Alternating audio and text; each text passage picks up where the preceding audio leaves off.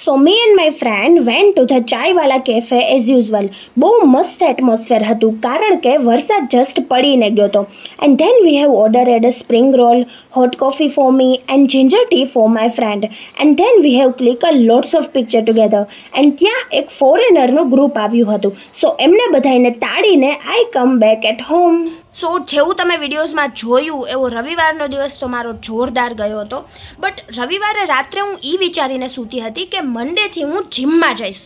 તો લુક, સવારના પોરમાં કેવો મેસેજ આવ્યો અમારા સરનો. એકચ્યુઅલી ગ્રુપ છે અમારું જિમનું, ઓકે.